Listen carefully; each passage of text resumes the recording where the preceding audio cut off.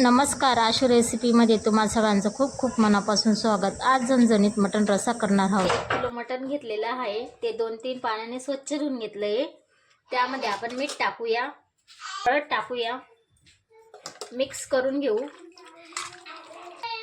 आता ही भाजी कुकरमध्ये शिजवायला टाकूया। भाजी शिजवण्यासाठी कुकर ठेवलेला आहे, त्यामध्ये 1 पळी तेल टाकूया।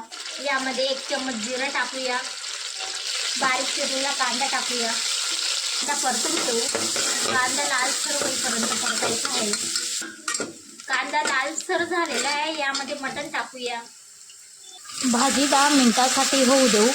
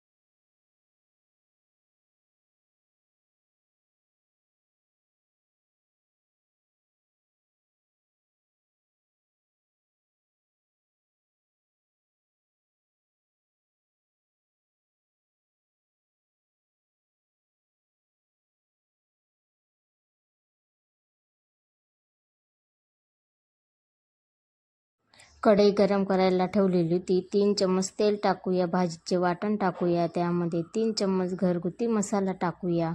तुमच्या याच्यानुसार तुम्हाला मसाला केवढा लागतो तेवढा टाकायचा भाजीमध्ये। मसाला मिक्स करून घेऊ तेल सुटेपर्यंत। मसाला चांगला परतल्याने भाजीला छान चव येते। मसाला चांगला परतला गेलेला आहे, त्यामध्ये मटणचं सूप टाकूया। भाजी मिक्स करून घेऊ।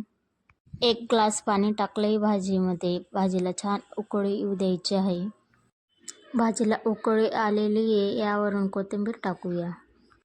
वाव, काय छान झाली भाजी। गरमागरम सर्व करूया, प्लेटमध्ये काढूया भाजी। मटणच्या भाजीसोबत तर लिंबू हवाच। रेसिपी आवडली तर लाईक करा, शेअर करा, सबस्क्राईब करा। पुन्हा भेटूया अशा एका नवीन रेसिपीसोबत। धन्यवाद।